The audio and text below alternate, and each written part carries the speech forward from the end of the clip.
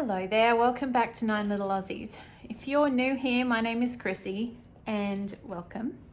I am sorting my seeds. Now I've been doing full garden prep, and I've got these out and looked through them and sorted through them on numerous occasions, but today I'm actually going to be putting some in the ground, putting some in pots. And so what I'm doing is organizing them into, I'm trying to get in my head exactly where I want everything before I start. So I will confess that I feel like I have been procrastinating a little with all these seeds, and someone sent me these beautiful little handwritten seed packs, and I'm really excited to try some of those. There was quite a lot in the packet, so I'm not going to do all of them now, but I'll save some of them for the spring and some of them now. But it just feels a little bit overwhelming as far as organizing where to put things. So I am decided to get pen and paper out. Sorted them basically into groups, and I'm organizing them into whether they are low plants, medium, high, or emergent, and I will plant them according to that. So I have found, and this is my little list of things I've got to do, but doing this just helps me picture exactly where I want to plant things. I mentioned on the last video that I wanted to use some principles of syntropic agriculture that we used in our garden in Australia, and it worked really well. I haven't done it a lot here. I sort of did it, but I didn't really. So I am going to, so what I did here is I did deliberately plant some higher emergent plants such as okra, tomatoes, with other lower plants underneath them. You can just get fit a lot more plants in a smaller area, and you can, the plants will support each other. So the plant density can be a lot higher of your planting, and they grow at different rates. So you end up with this sort of succession. So for example, when you plant radishes, they come to harvest really quickly compared to, say, the beans or the cucumbers, those aren't particularly long, but some of the others, like your beets and carrots, are going to take longer. So then you go ahead and harvest you have all the radishes in, and you harvest them, and that then makes room for the other ones to come up, but they're already situated really closely together, if that makes sense. So probably the most urgent for me to plant today is the brassicas, and that's because I want to start them inside the house and get them going. I probably should have done it a week or two ago, but So this lovely lady has sent me these ones, which I definitely will try, which is a Chinese broccoli and a late flat Dutch cabbage. So I'll put those in and see what happens with them. And also, I don't know if I'll do all of these, but I have these ones as well, which is a Earliana cabbage, a broccoli, Sun King hybrid, and DeChico, is that how you say that? Broccoli? Anyway, we shall try them. Now, I am really excited to grow brassicas because where we lived in Australia, it was not a great spot for brassicas. It was too hot. So I am very excited to get these in the ground and see what happens. Okay, so we have come out into the garden. I have my little plan, and Gracie has her little plan because she asked me if she could have her own little garden in her corner that she can grow things in. So we're going to have a look around and see where we can find her a nice little corner. Excuse me, noisy. A nice little corner for her to grow. What do you want to grow, Gracie? Flowers and carrots and stuff like that. Flowers and carrots, and what else? You said one other thing. What was the other picture you drew? Is that a radish? Yeah. Yeah, radishes. So wood in Oh, some wood. Yeah, maybe. And then I could put some plants some flowers that keep away the bugs, just a couple in the food side, and then the others just mainly all the flowers mainly in this area. Okay, so we are thinking we might let this little end section of this big raised bed might be Gracie's. We're going to top it up and we might pull out some of these that are spent, might leave some others, but she has some ones she'd like to grow, so this might be the new Gracie garden. So Gracie, why do you want to grow a garden? I don't know. You like growing plants? Yeah, especially flowers. Especially flowers. Especially Sweet Alice. Sweet Alice? Yeah. What do you like about Sweet Alice? There's this book, and it's this lady that put Sweet Alice. Oh, the lupines? Yeah, lupine. Lupines, yes. We are going to try and grow some lupines. Yeah. That was Miss Rumphius. Yeah. Yeah. So Sweet Alice is a different flower. It's low. I know, I want to grow Sweet Alice in this too. As well as the lupines? And lupines, Sweet Alice and lupines. Okay, so we have Gracie's little garden area picked out. We're going to sow some seeds soon, but before we do, I need to, I have some seedlings to put in this bed here. Hey! Hubby's over there, he's going to go doing some mowing. So I've got to put this little fence around where I'm going to put seedlings because I really thought the pups had got past it, but when they dug in there the other day, obviously this is not true. So Gracie helped me to get the kinks out of some old mesh that we found lying around the back, and we're going to use that to put around the little garden bed.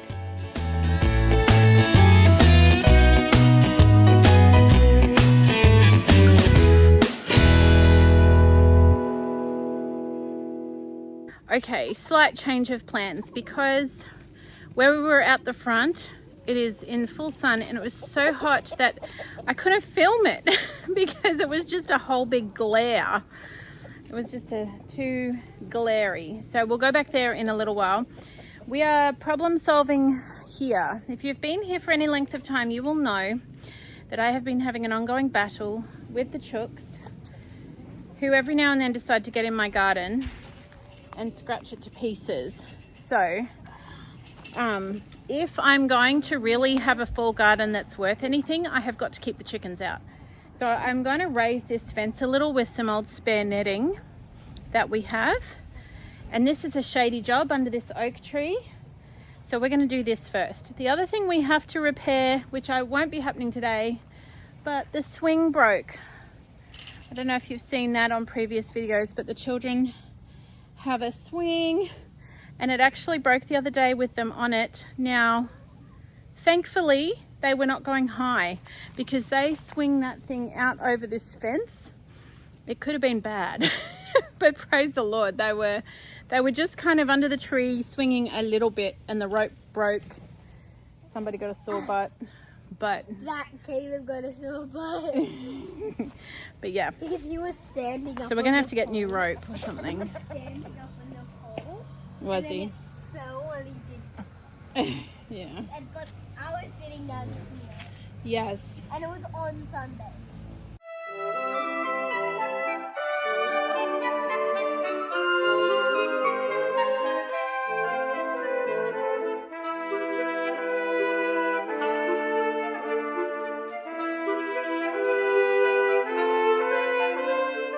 Okay, so I've just got through one length.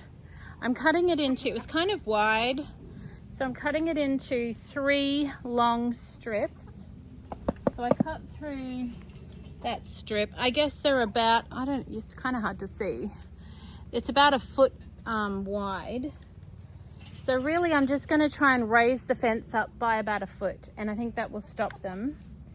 So I can get 3 strips cut from this piece, each 1 foot wide, which will get me a good way along the fence. And I may need to find another few little scraps to finish the end piece, but it's taking longer than I thought. It's kind of time consuming because I'm just going along with the pliers and snipping, then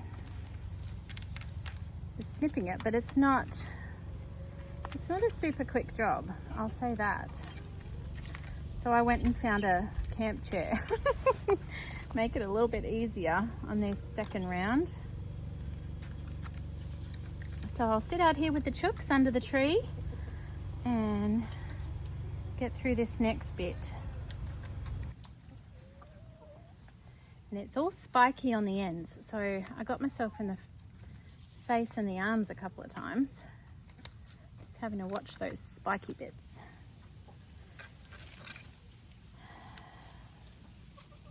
I had a comment from a viewer asking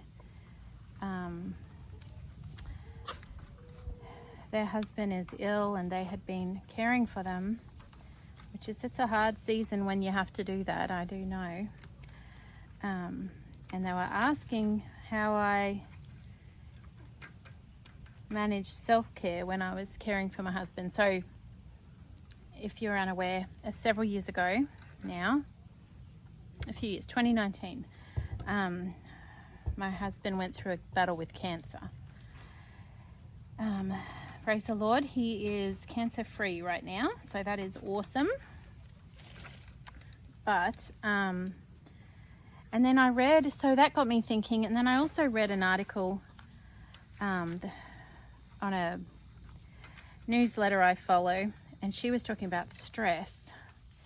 And everyone says, oh, you got to reduce stress, you got to reduce your stress, take care of yourself, use self-care. Stress raises cortisol, stress causes illness, and all of those things are probably true. But I have what is probably, maybe, a little bit of a controversial opinion on this. I really feel like self-care is overrated. It's a very modern concept that we moderns have decided is important. But, and I do understand, I really do, like, I understand life can be very stressful. And we need to know how to manage that.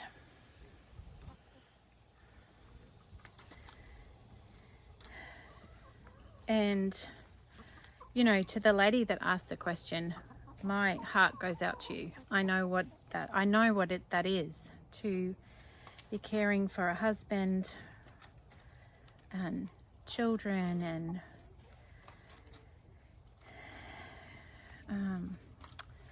managing an uncertain future. It can be very, very difficult. So I'm not minimizing that. I'm really not. I have walked there and I know it's hard. I know it's hard. My prayers are with you if you're in that season. But I think with our obsession with self-care and running towards, you know, this mantra of reduce stress, I think we're kind of missing the point. We're kind of missing the point. We're missing the richness of struggle and the beauty that comes from it. If you look down through history, you see people who have chosen in adversity and in suffering, they've chosen how to walk that. They've either chosen to run, to avoid, to serve self, or they have chosen the path of sacrifice and self-service. And, you know, I was just talking last week or whenever that was, recently, about Corrie ten Boom's book, The Hiding Place, and her journey of walking through the Holocaust and living in concentration camps, and how she chose to walk that. And, you know, I can't think of a much more high stress environment than that. And she did not spend her days worrying or fretting about her cortisol levels or her her stress levels. And neither has anyone else through history, you know. I think that's something we have this, and I say we as a culture. And I, for a long time was, yes, you know, I mean, if I look at my life and the things I have dealt with, my cortisol levels are probably through the roof. But, you enjoying that? I think if we choose to focus on that, we kind of miss the gems that are there for us. So when my husband was really sick and going through treatment, and we didn't know if he was going to make it to the end of the year, he was, you know, it was pretty, that was high stress. He was given 5 weeks to live. That's according to the medical profession when they diagnosed him. So I didn't have time to think about self-care, actually, to be honest. Like, it was just survival mode. It was just survival mode, taking care of the house and the family and the children. This little guy was a baby at the time. And but the one thing I did do, which is always the one thing I would say, I think, and this is a pattern through history if you look beyond the modern world, is taking time in nature. And that's what I did when I just got to that point of overwhelm. I would usually, on the way home from the hospital or something, I would take a detour. And at the time we lived on the coast, so we would go to the beach, and I would just let the kids out, everyone take their shoes off, run along the beach, let them build sandcastles or find shells or whatever, and I would just take my shoes off, sit on the beach, dig my toes into the sand, let the waves wash up over me, over my feet, and or just walk along the beach. And just honestly, within 10 minutes of being in that environment, or going for a walk in the bush or the forest, wherever you can get close to nature, within 10 minutes I could feel that just peace wash over me and the stress melt away. That was, I guess, my self-care, if you want to call it that. That was my only way of handling that. So I do think, you know, even look in Bible times, Jesus went off into the mountains by himself and took time just to be alone. And I definitely find that restorative, time in nature. But I find the minute I start thinking about myself, that's when I run into problems. Keeping my eyes fixed. Oh my goodness, I've nearly done this one, but I'm getting in a bit of a tangle. Ooh, watch out, little man, this is sharp. I'm almost all the way through. Because the other big thing that helped was getting my eyes off myself and looking around me to someone who maybe needed something more than I did, or even maybe not more than I did, but just was in need, maybe going through a hard time, and taking the time to even send a text message or call them or take them a meal. And I mean, in that season of my life, I was so busy, I didn't have time to make meals for people, but I could send a text message, I could call and check on someone real quick. And that just got my mind off myself and reminded me that other people are going through stuff too. So anyway, I have been thinking about these things. I think that's the blower. Can you hear that? They're blowing off the... Everyone was home today. We went to a funeral this morning. So, of a friend of ours whose parents whose mother had passed away. And so the afternoon has turned into a work project day, getting projects done. So anyway, I don't know, I hope that's an encouragement. I don't want to sound unsympathetic, because I do have a lot of empathy and compassion for people who are going through really hard things. That's just my experience in how I have handled it. And I have honestly found way more peace and comfort and restoration of my energy and my my peace, I guess, by doing those two things.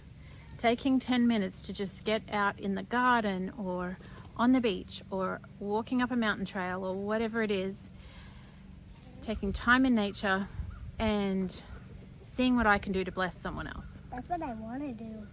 What's what you want to do? Go in a mountain and like do that stuff. Go in a mountain? And Yeah. do it right now. Yeah. That would be fun, hey? I love hiking in the mountains. I've never. That would be so fun. Yes. Okay, my phone actually went dead. I just record these on my phone and it died. So I had to, yes, take it inside. But I trimmed the rest. I don't know if you'd be able to see it because it's this here.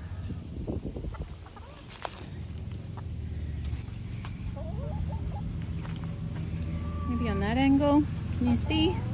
All right, so I have just put about a foot of chicken wire to raise the height of the fence to try and keep these little guys in.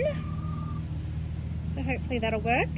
Now I can see that ultimately, so that will, that's done that section all the way along there. And I just tied it on with tie wire. I probably am going to need to do the same thing all the way along that back fence, because over the winter we are going to give all the chooks out into this area, which means they could jump that fence. So anyway, I've done the first section, so we'll work on the rest. Okay, I'm back around the front of the house at this little raised bed here, and what I plan to do is my hubby bought me some herbs. Now I did sow a bunch of herbs early in the spring and I did not have a great germination rate with herbs. Of course, basil, it's just kind of does itself. Like it came up really easily. The parsley did okay, not fantastic, but okay. I've got one. I had a few little thyme plants come up, but they struggled in the heat and didn't do great. So anyway, I asked him to have a look at, and he got me a few little seedlings. So I'm going to pop them in. We've got, what have we got?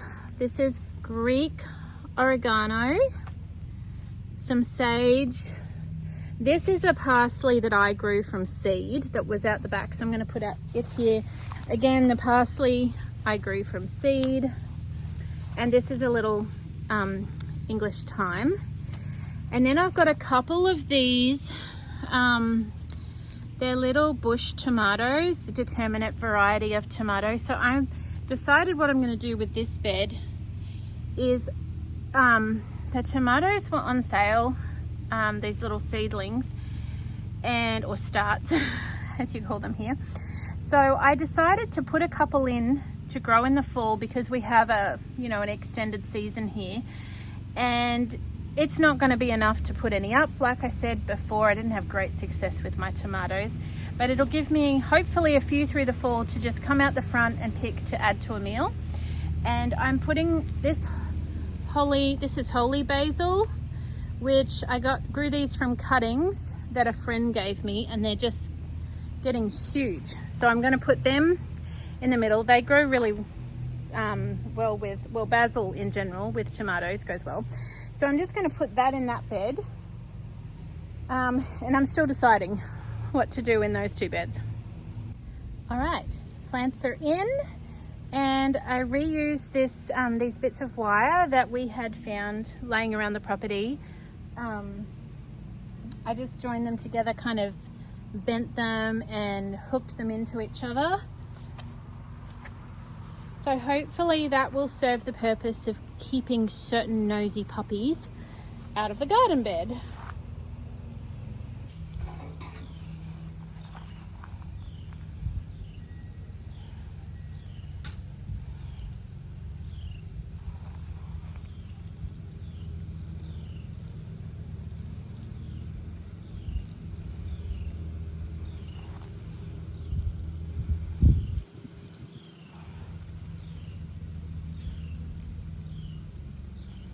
Okay, so I have a little, what are you called? Cherokee purple. It's an heirloom tomato and it's an indeterminate, and I think I'm going to put it here to go up this fence.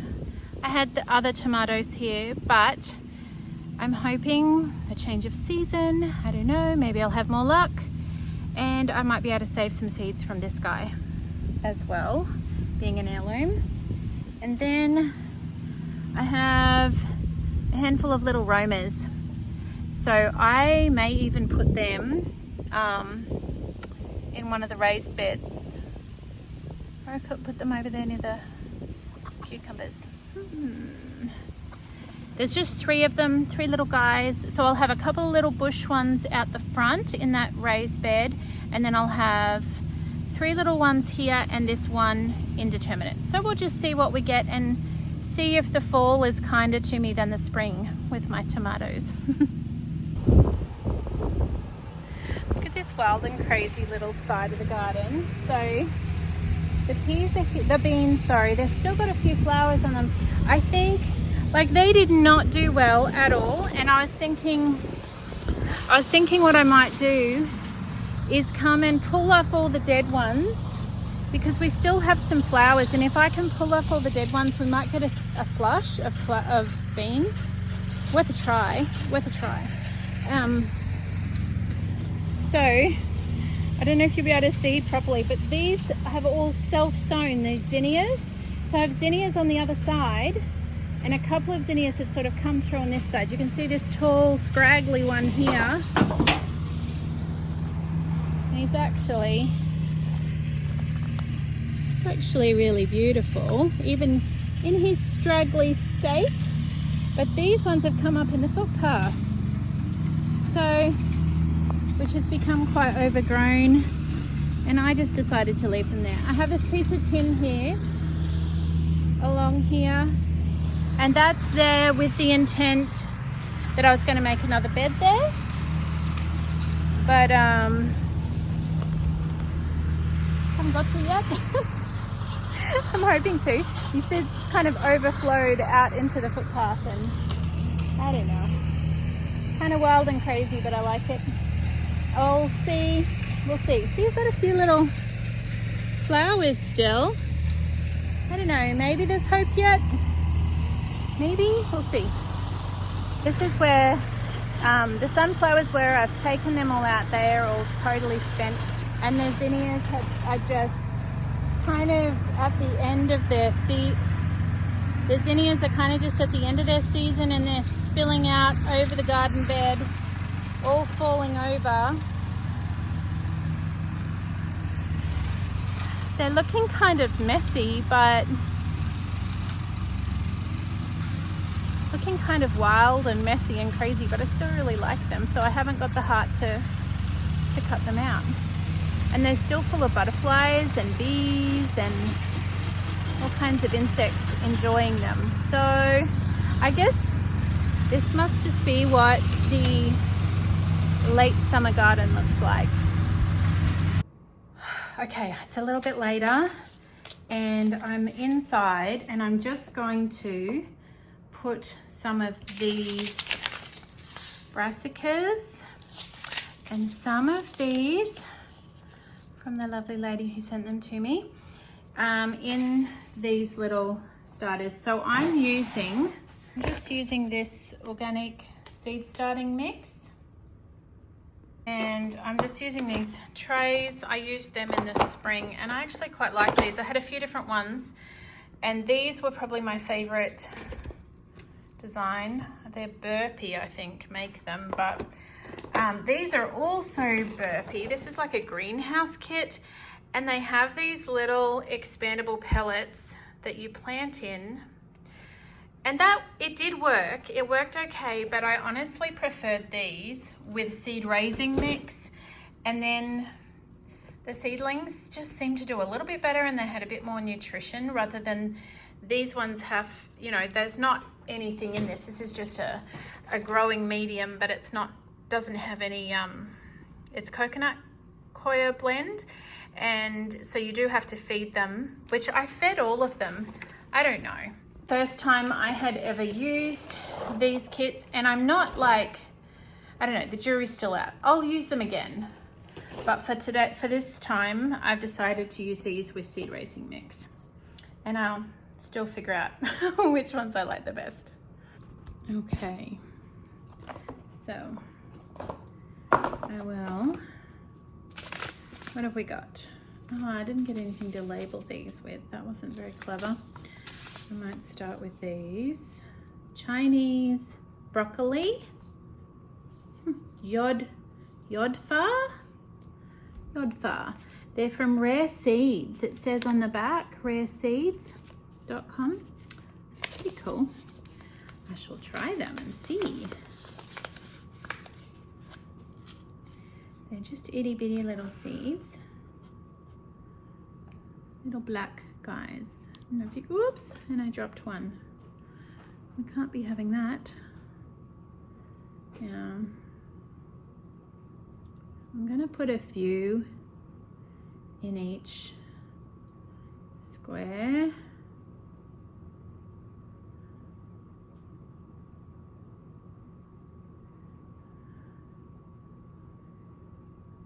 The house is so quiet. The kids have gone to kids club and it's just super quiet.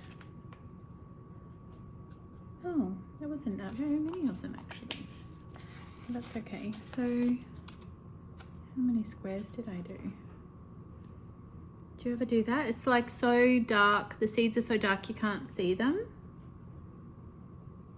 I guess I did those 3 squares. Oh, I hope they come up.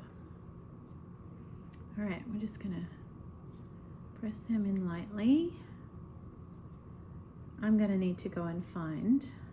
Last time in the spring, I used paddle pop sticks.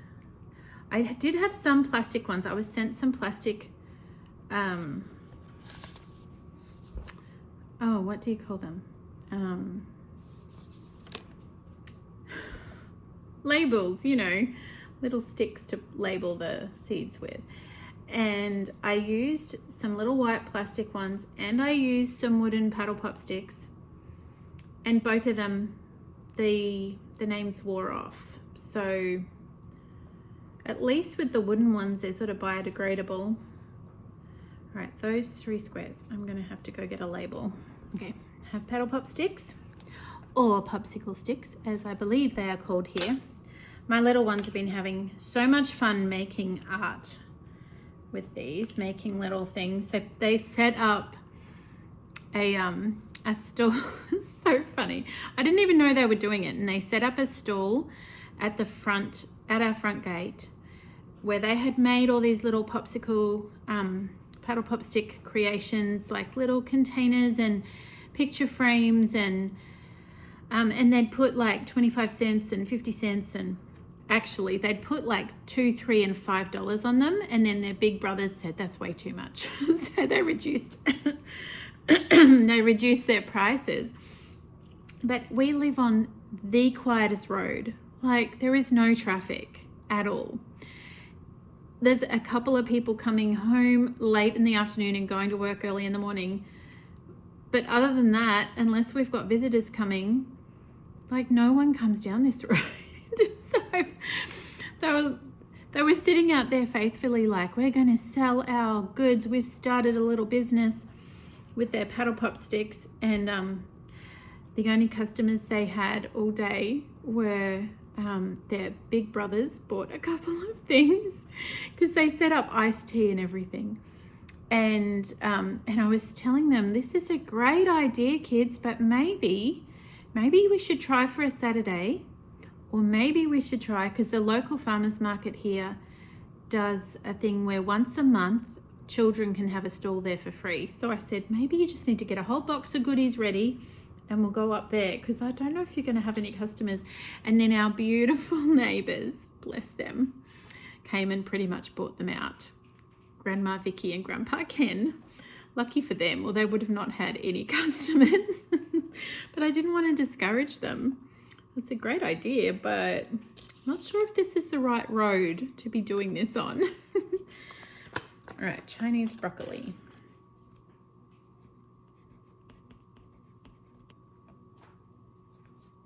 Let's see. I don't know. What do you use to label your seeds, your plants and your seedlings? So I've tried the black plastic with a Sharpie, and I've tried the paddle pop sticks. Now last time I wrote on them with a pen and it faded off. I'm using a 6B pencil, but it's probably going to be just as bad, I think. So what do you use to label things in your garden, or do you not even label? If I was going with my gut, I probably wouldn't even label. But that's because I'm a bit too laid back with these things. Okay, this one is late flat Dutch cabbage for your sauerkraut from mygardener.com. What a sweet gift. A whole packet, like it was a fairly decent size, full of seeds. So exciting. So exciting. More itty bitty ones. Let's see how many I can get in these.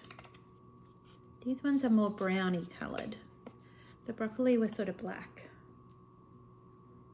Okay. Maybe do 4 in each of these squares.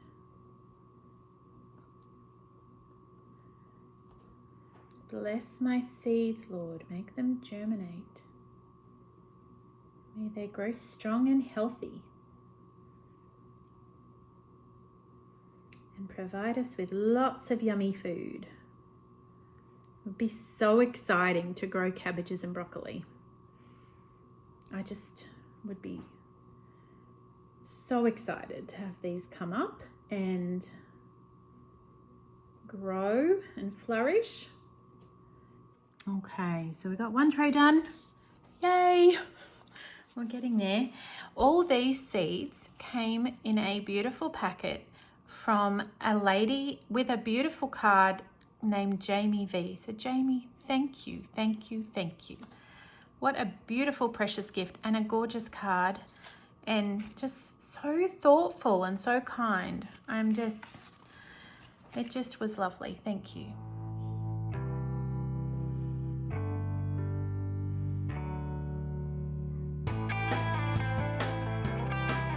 Hey, it is the next day. Just popping back on here to say, hey, my seeds are all on the shelf, ready to go.